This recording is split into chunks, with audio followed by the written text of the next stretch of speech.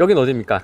여기는 강남구 논현동 소재에 있는 나대지고요. 네. 여기 선정릉역 있잖아요. 네. 9호선이랑 수인분당선 있는 더블역세권 선정릉역에서 한 200m 거리에 있는 이 대로변에서 딱 한 블럭이 들어와 있는 이면에 있는 나대지입니다. 여기는 어떤 취득 과정과 절차를 밟고 있는지. 여기는 이제 제가 작년부터 사실 땅을 좀 찾았어요. 예. 그래서 한 4, 5개월 정도 땅을 찾다가 같이 제가 이제 공동투자 프로젝트를 하고 있는데 또 세 번째 거를 진행하려고 땅 찾다가 괜찮은 게 나와가지고 이걸 좀 사서 저번 달에 사게 됐습니다. 어떻게 찾으셨어요? 요거는 이제 중개법인 엄청 후드럽했죠. 막 땅 내놔라 막 해서 막 쪼아가지고 막 계속 받았죠. 계속 받다가 요 땅이 사실은 작년에 이 건물이 있는 상태에서 매물로 나왔었어요. 건물이 있는 상태로 매물 나는데 주변 상황은 지금 이렇습니다. 네. 대략 이런 상황이고. 네. 그래서 요 옆 건물은 주택이긴 한데 사실 이 주변은 다 오피스로 되어 있고. 예. 근데 이거를 누군가 사서 철거를 하고 건축 인허가를 다 받아놓고 다시 약간 손절 보고 파는 거를 저희가 이제 매수를 했죠. 네, 매수를 해서 평당 얼마에? 요거는 평당 1억 2천에 샀습니다. 1억 2천에 여기 몇 평이죠? 여기는 90평 3종 일반이고 108억에 샀어요. 108억 108억? 야, 이제 매수를 했고. 네. 여기 이제 잔금은 10월이에요. 네. 10월이라서 아직 좀 기간이 있어가지고. 네. 그리고 건축 인허가도 나 있고 그래서 뭐 철거도 돼 있기 때문에 사실상 뭐 금융 일으키는 거랑 그다음에 여기 이제 지하를 파거든요. 지하를 파니까 이제 굴토심이라는 인허가 절차만 밟고 하면은 사실은 10월 되면 바로 착공할 수 있게 미리 세팅을 해놓을 수 있는 그런 프로젝트입니다. 어떤 계획으로 좀 지을 생각이세요? 여기는 이제 근린 생활 시설을 지을 거예요. 올근생. 그렇죠. 지하 2층 짓고 1층은 필로티 주차장. 그래서 그냥 1층은 다 주차장으로 깔 거고요. 네. 오피스이기 때문에 그래서 지상 2층부터 7층까지도 싹 다 오피스인데 이게 사실 3종이에요. 3종에서 이제 용적률이 250%인데 보시면 이제 북쪽에 도로가 있어요. 여기 이게 도로가 있기 때문에 네. 이제 어떤 필지에서 건물을 지을 때 이 필지 기준으로 북쪽에 도로가 있으면은 사실은 좀 건물이 좀 높게 똑바로 올라가는 그런 컨디션이 되거든요. 그래서 이 땅 같은 경우에는 7층까지 거의 똑바로 이렇게 쭉 올라갈 수 있는 이제 그런 건물로 짓게 됩니다.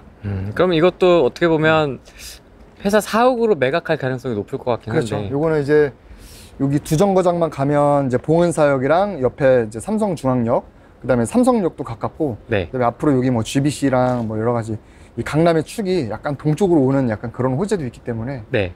그 주변에 이런 오피스 수요나 이런 것도 좀 많을 걸로 예상이 돼서 그다음에 이게 건물을 지으면 연면적이 거의 한 300평 초중반이 돼요. 연면적이. 근데 그 하나의 회사가 통 건물을 쓰는 데 있어서 보통 200평짜리 연면적에 대한 거는 꽤 많이 있는데 또 300평이 넘어가는 건물은 또 은근 또 희귀하거든요. 그래서 거기에 맞는 수요에 맞게 또 임대를 맞춰놓고 매각을 하거나 아니면 그런 수요자한테 바로 매각하거나. 변수는 있겠습니다만 예상 시세 차익. 이건 지금 땅값 108억에 공사비는 약 40억 초반 정도 보고 있어요. 예. 그러면 108억에 공사비 하면은 한 150억 될 거고 거기에 이제 기타 부대 비용, 뭐 취득세, 중개수수료, 우리가 건물 짓는 동안에 이자 내야 되죠. 그다음에 설계비는 빠지고 뭐 각종 뭐 인허가비부터 해가지고 그런 걸 이제 부대 비용이라고 했을 때 저희는 그거를 경험상 20억 정도 보고 있어요. 그럼 총 사업비는 170억.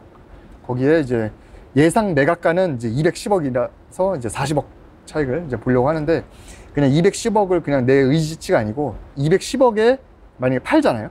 그럼 누군가는 210억에 살 거 아니야. 그러면 이거를 임대를 맞췄을 때 월세가 나오는 거랑 그 사람이 210억에 샀을 때랑 그 수익률이 3%가 넘어가게 제가 세팅을 해놨어요. 그래서 210억 정도면 수익률이 3%는 넘어가게 그렇게 세팅했을 때 우리는 그거보다 한 40억 싸게 원가에 이렇게 짓는 걸로 계획을 하고 있고 170억이 다 우리 돈으로 하는 게 아니고 그 중에 한 65억 정도 자본금 가지고 나머지 105억 정도는 대출을 받아서 하려고 그렇게 계획을 하고 있습니다. 지금같이 어려운 시기니까 이렇게 괜찮은 매물만 어쩌다 하는 거고 네. 시장이 좋으면은 뭐 이렇게 이런 매물들은 금방금방 소화가 되니까 막 1년에 두세 개씩 막 할 수도 있겠는데 일단은 저는 뭐 1년에 많아야 2번이고 1년에 하나씩 정도만 차근차근 소화를 해나가면서 이렇게 개발 행위를 계속 할 계획입니다. 두 손 두 발 들었거든요. 항복했어요. 공투하다가 나 모르겠습니다.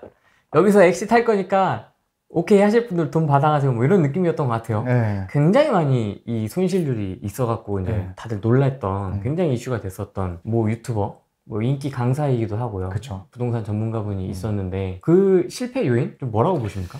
제가 사실 감히 그분을 평가하는 건 아니라고 보는데 그냥 제 생각을 얘기하는 거니까 오해하지 말았으면 좋겠었고, 그리고 저도 그분이 투자한 물건에 대해서 자세히 몰라요. 그래서 제가 뭐 가타부타 할 처지는 아니지만 그래도 그분이 뭔가 좀 이슈가 생기면서 저도 좀 타격을 받은 게 이제 공투에 대한 불신이나 그렇죠. 수요가 확 줄어가지고, 저도 사실 올해 한 2개 정도 하려고 그랬는데 지금 최근에 하나 이제 진행한 거 외에는 당분간은 좀 안 하려고 하고 있고, 그 다음에 그분 때문에 느낀 건 뭐냐면 아까 LTV 얘기를 했는데 그전에는 그래도 80%를 받았어요, 대출을. 내가 땅값 50억에 공사비가 40억, 기타 부대 비용이 10억, 네. 총 사업비가 100억이면 20억 들고 했어요. 80억 대출 받고. 그게 일단 그 황금대지의 속성이었고, 그런데 원래 옛날 원룸 지을 땐 100% 받았어요. 그분이 왜 뭐 좀 항복을 했는지 제가 뭐 원인이 이렇다라고 평가할 건 아니지만, 제 생각에 그때 한창 시장이 좋을 때 시작을 하셔서 레버리지를 많이 쓴 게 좀 영향이 있지 않을까라고 이제 조심스럽게 판단을 하는 거죠. 왜냐면은 레버리지를 그때는 좀 많이 됐고, 이제 그러다 보니까 사실은 100억짜리를 20억 가지고 하면 80억 레버리지잖아요. 근데 그게 120억만 올라줘도 그 20억 투자한 사람들이 2배 뛰기를 하는 거잖아요. 네. 근데 이제 그렇게 하는 대신에 80억에 대한 이자를 나가는데 마침 하고 있을 때 고금리가 온 거고, 근데 임대 수요는 떨어지고, 그러니까 이게 이자가 고스란히 그 20억에서 까이는 거예요. 그러다 보니까 이제 준공은 됐는데, 그 다음에 뭐 일부 거기 투자하신 지인들도 있긴 한데 이제 들어보면 뭐 리모델링이나 이런 것도 조금은 아쉬운 부분이 있었다라는 얘기도 들었고 해서, 그래서 임대가 조금 덜 맞춰진 게 아닐까라는 뭐 여러 가지 정황상 봤을 때, 아, 나는 그럼 앞으로 어떻게 해야 되냐 했을 때 이 100억짜리를 할 때 대출을 60억만 받자. 근데 실제로는 뭐 한 2, 30억만 있어도 사업은 할 수 있는데 여유 있게 10억을 더 받는 거야. 그럼 40억을 가지고 하면은 이 100억이 120억이 올랐을 때 40억을 내가 모객을 했으면 수익률이 50%밖에 안 되는 거야. 근데 그래도 이게 낫다는 거지. 그래서 수익률은 낮추고 안정성으로 가자라는 게 사실은 제가 이번에 프로젝트 하게 된 약간 기준점이 됐어요. 공투를 안 하면 되잖아.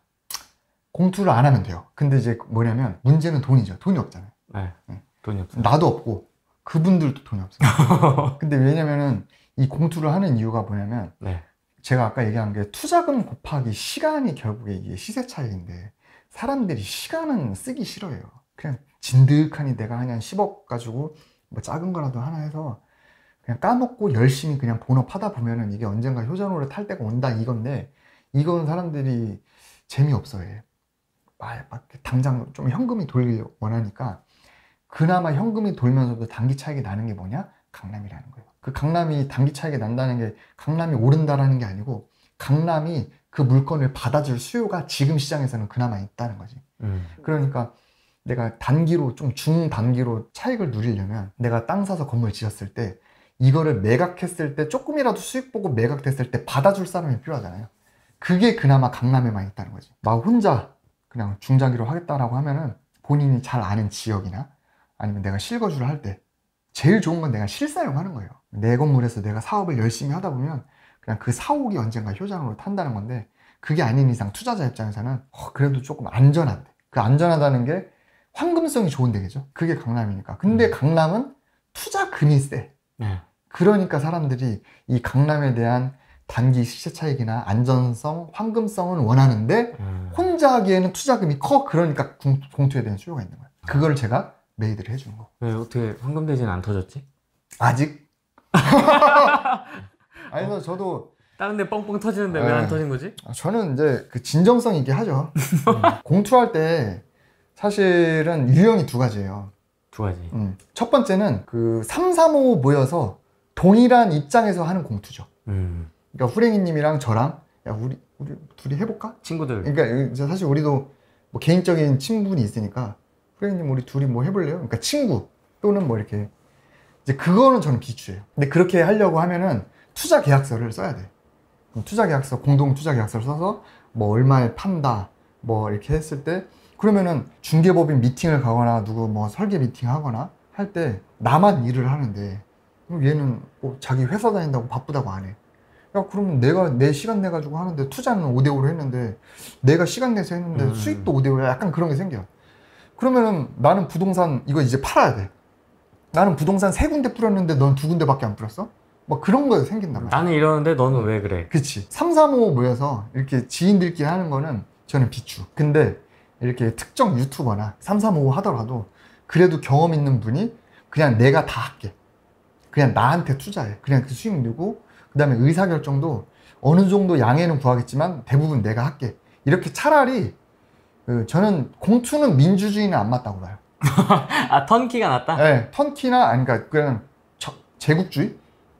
아, 독재. 독재. 약간 그게 맞다고 봐. 1인 독재, 1인 그쵸. 독재. 그래서 차라리 사공이 많으면 배가 이제 산으로 간다. 그게 저는 공투 이런 거에는 좀 그래서 유의사항은 요렇게 이제 3, 3, 5 동급길에서 다 같이 힘을 모아서 해보자는 하지 마라. 차라리 한 명이 잘하는 사람이 있으면 차라리 그 사람을 믿고 할 거만 해라. 믿고 할 거면은 그 계약서를 제대로 쓰고 의사결정 하되 근데 너무 얘가 막 건물을 피카소처럼 해놓으면 안 되잖아. 막 노란색 건물 이건 아니지. 그러니까 그런 거만 아니면은 어느 정도 경험치를 믿고 신뢰를 깔고 투자를 해서 나도 사실 니즈가 있으니까 한 거잖아요. 돈은 없는데 얘 경험은 사고 싶고 나도 시간이 없고 그래서 제한된 돈으로 그래도 좀 상급지 하고 싶고 그러니까 본인도 니즈가 있는 거니까 한 거잖아요. 그런 거면은 투자 계약서는 잘 쓰되 한번 믿고 맡겼으면은 그냥 그렇게 하는 게 낫지 않을까. 결국에는 그 사람도 사기를 치려고 하면은 어떻게든 칩니다. 뭐 그런 신뢰 자체가 없으면 아예 공투 자체를 못 하는 거고 그렇게 기본적으로 있다라는 전제하에 이제 하려면 어느 정도 안전장치는 걸어놔야겠지만 그래도 한번 믿으면 그냥 끝까지 믿어주고 하는 게 낫지 않을까.